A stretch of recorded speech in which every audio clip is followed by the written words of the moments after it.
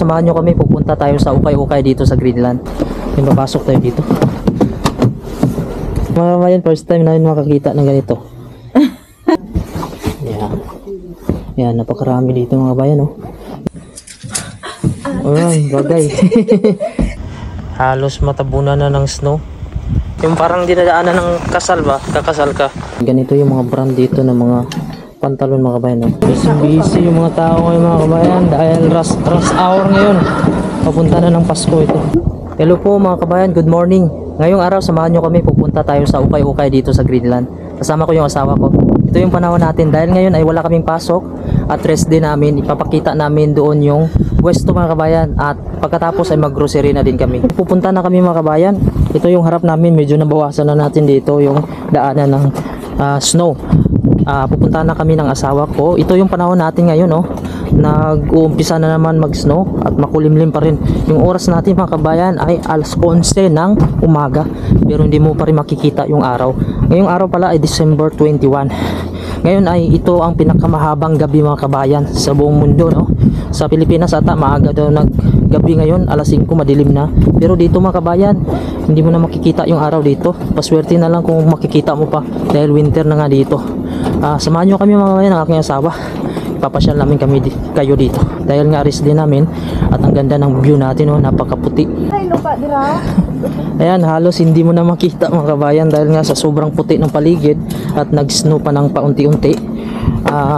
Yung ibaba natin mga kabayan, oh, napakadulas nito mga kabayan kapag naglalakad ka. Ayan, so yung mga snow dito na lang nila nilalagay sa gilid, oh. Ito yung sasakyan namin nakaparking dito kaso ayaw mabuksan ng aking misis dahil sa sobrang tigas, nag-yelo na kasi ito. Ako ma. Ayan, nabuksan na din dahil sa sobrang tigas, nag-yelo kasi mga kabayan. So nag-snow siya, oh. Kalilinis na namin ang sasakyan ito. Ayan, napuno na naman ng snow. Ngayon mga kabayan, pupunta na kami doon sa may ukay. Bali magsasakyan na kami ng aking misis dahil medyo umuulan ng snow at saka malamig sa labas mga kabayan. Tara, samahan nyo kami. Kaya mga kabayan, nandito na kami.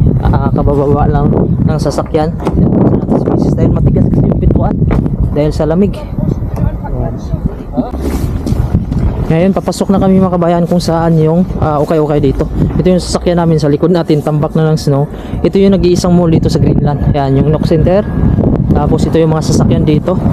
Masyadong madilim pa rin mga kabayan, no? Alas 11 na ng umaga dito. Pero ayan, bumubuhos yung snow na maliliit lang.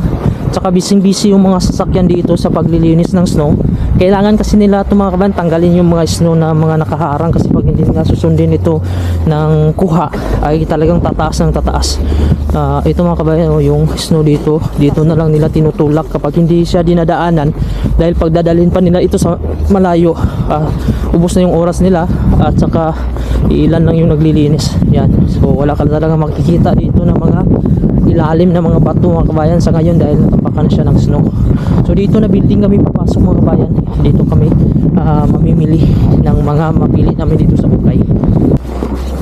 Grabe, sobrang lamig ngayon mga kabayan. Tubang dama, kumusta? Asawa ko nilalamig siya. Bali yung lamig pala ngayon ay -9, pero pag napil mo siya mga kabayan, maabot siya ng -14 o 13. Ayan, dahil iba pa rin yung impact ng lamig lalo na pag may hangin, mas lalong lumalamig. Yan, may mga design ng mga Christmas lights sa kanilang pintuan. So ito na building na to dito sa unahan, doon tayo papasok. So busy yung mga sasakyan na naglilinis ngayon mga kabayan, no? Dahil kailangan nila itong tanggalin kasi pag hindi, yung mga bahay pinapasok na ng snow. Gumagapang kasi yung snow dahil nga sa hangin. Ang pangalan pala nito mga kabayan ay Red Cross. Ayan. So yung mga donation yan mga kabayan ng mga damit, sabi nila dito nilalagay, binibinta lang ng mura. Yung papasok tayo dito. Ayan. Ha? Hello. Hello. Hi. Ayan. So dito na kami sa loob. Ito yung ukay-ukay pala nila dito. May mga jackets yan mga bayan. Ito may mga sapatos. Murang-mura lang yung ganito. Yan, 50 kroner na itong mga bayan yung ganito. Yan, pang skiing naman to. Yan. So yan, mga sapatos. Tapos ito mga pantalon. Yan, mga t-shirt, long sleeve. May sapatos din dito. Na mura lang to. Dalasan dito 10 kroner, 50 kroner, yung pinakamahal na yun. Utang sa mga bata. Ayan. Pasok tayo dito sa loob. Ayan, ito yung loob naman, may mga bag dito.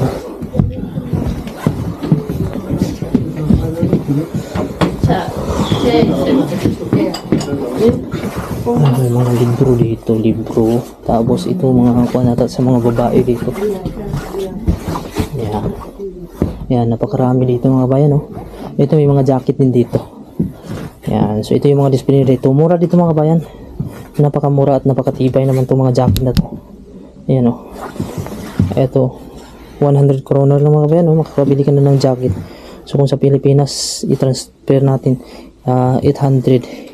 Ayan, 100, oh. 800 pesos. Ayan, ito yung gusto ko ng mga jacket yung ganito. Ayan, may mga balahibo. Ayan, so ito yung mga display na ukay-ukay dito. May mga sapatos din dito. Tapos yun, mga damit. Ayan, maraming sapatos dito mga kabayan, oh. Ayan, pang winter to. Boots. Ayan. So, ang daming sapatos. Mga sikanan lang to. Pero matitibay to. Ayan, Nike, oh. Tibay pa. Ayan, mga boots, winter boots. Mag-ana inutiin. Mga kabayan, first time namin makakita ng ganito. Ito pala sa taas, yung patungan. Ayan. Siya gawin mo siya balay. Ito, oh, ito yung heel niya sa ibaba. Ayan, heel. Tapos dito yung one mo sa taas. Aangat pala yung dito mo ankle. So, ayan. Pili na ma. Kaya mo. Boots ma. Ito naman mga damit na ito. Mga pangbuntis siguro ito mga kabayan. O passion ba yan? Ito, mayroon pa silang gold. Baka gold to. So yan, ito yung itsura dito. Ayan. Christmas na Christmas, may mga decorate. Ito mga pang babae ito. Anong size to? Medium, small, large, extra large. No. Yung labas natin mga kabayan, oh, nalubog na yung playground ng mga snow. Ayan. Parang wala na talagang pumupunta dito. Pili ng mga t-shirt mo. Ganito yung mga brand dito ng mga pantalon mga kabayan, no? Jack and Jones. Kadalasan ito yan, Jack and Jones yan. Murang-mura lang ito mga kabayan. Nasa 50 kroner lang ito kadalasan. Or 400 pesos sa atin. Yan. Ito yung mga style niya. Yan, pang lalaki to. Oh, Wrangler, oh. Wrangler, maganda pa, oh. 400 pesos na lang to. O 50 kroner. Ito naman mga pang babae. Yan. So, napakaganda mga kabayan ng mga pantalon. Yan. Tapos yung mga damit dito ay 10 kroner lang. Ano? T-shirt. 10 kroner ito. 10 kroner yung mga t-shirt. Tapos ito naman ayan, nilagay sa manikin. Ito naman sa mga pang babae ito mga kabayan. Yan, mura lang din to. Nasa 10 kroner to 20 kroner lang to kadalasan presyo. Yan, oh. Ayan, hindi na mahal dito mga kabayan, sobrang mura to sa mga pang babae. Ito naman yung mga warmer to sa mga panlalaki babae. Yan. Ganun din yung presyo nito. Yan, makapal kasi to. Tapos may warmer sa loob. So yan, tapos may jacket din dito. Yan, oh, Nike na jacket, oh. Yan, Nike. So yan, so, ito may mga balahibo. Ay, bagay. Yan, sinugat ng asawa ko, bagay mga kabayan, oh. Dito yan sa manikin, oh. Yan, oh, ang ganda ng mga nila, oh. Damit dito lang pala yung mga price dito mga kabayan, oh. Mayroong 50 kroner, 20 kroner, 30 kroner. Ayan, yung 1 kroner sa peso is 8 pesos yung 1 kroner, 20 kroner, oh. Yan yung mga presyo. So, hindi ko na alam yung mga pangalan nito. Dito naman yung mga gamit, mga bata, mga kabayan, oh. Maliliit. Ayan, kompleto din sila dito. May mga jacket. Ayan, may mga laruan din. Ayan, oh, 5 kroner lang yan, oh. 5 kroner. Kaya napakamura dito. Ayan. Ayan, mga damit ng mga pambata dito. Ayan, may mga laruan din. Ma, kumusta yung pinamili mo? Sabi ko, tingin-tingin lang. Puno na mga kabayan, oh. Mayroon pang helmet na dalawa, oh. Ayan. Tingin-tingin lang. Tingin-tingin lang, nakakuha. Mura lang kasi dito mga kabayan. Yung helmet na yan, nasa ako na yan. 40 kroner. Pag bibilin mo yan dun sa may brand new ay napakamahal. Maabot yan ng mga 500 tennis kroner. No.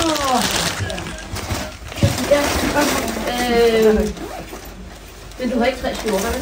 Nej, du vil bare gerne her, at de ligger sammen. Den er også. Ja. Mga kabayan, palabas na pala kami ng ukay. Ito yung mga nabili natin, mga damit. Tapos bumili na din kami ng helmet, mga kabayan. Ito ay magagamit namin kapag naglaro kami sa snow. Yung skiing, slide kami para protection din. Ayan. So ito nabili namin ay nasa 170 Danish kroner. Kung i-times nyo sa 8, mga kabayan, hindi ko alam kung magkano. Basta napakamurang-mura lang, mga kabayan. Ito yung panahon natin ngayon, mga kabayan. Oh.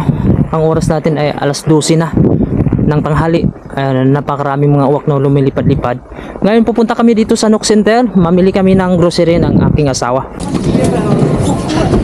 Yan, busy yung mga tao ngayon, mga kabayan, dahil rush hour ngayon. Papunta na ng Pasko ito. Ayan.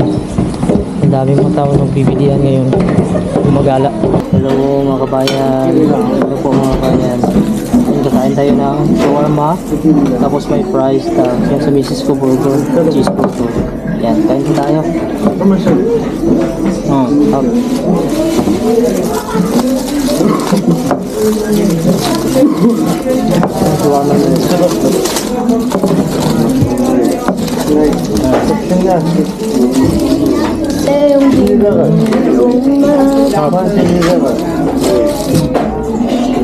Kain. Ayan, nandito kami ngayon sa grocery, mga kabayan, sa loob tayo. Napakaraming mga discounts ngayon. Ay, mga inumin naman yan dito. Ito naman yung mga groceryan dito na mga lahat ng pangangailangan nyo. Ayan, napakadaming tao nag-grocery ngayon dahil rush hour, mga kabayan. Palit na tatong murag kan. Ito yung loob, oh. Napakalawak to dito. Napakalawak dito, mga kabayan. Ayan, ito yung grocery dito sa baba. Tapos sa itaas ang mall. Ito pa yung laman ng kuha namin, oh. Itlog pa lang at nakakamote. Yan, ito naman yung mga toothpaste, toothbrush, yan, mga shampoo. Yun ay palabas na kami dito sa mall. Pauwi na din kami, mga kabayan. Dahil tapos na kami binili. Yan, ito yung binili natin. Mga grocery lang namin. Ito yung panahon ngayon, mga kabayan, oh. Alauna na ng hapon. Pero wala pa rin araw, hindi pa rin lumabas.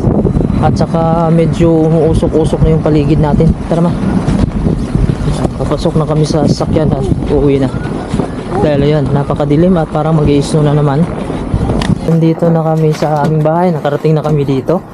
Yan. So, nag-snow na naman, mga kabayan, no? Ang dilim pa rin. 1:30 na dito na ang hapon pero wala pa rin araw. Yan, ganito na araw-araw, palamig ng palamig. Yan. Salamat po sa panonood at ingat po kayo palagi. Huwag nyo na po kalimutan i-subscribe yung ating YouTube channel, Pinoy in Greenland po. Maraming salamat and God bless.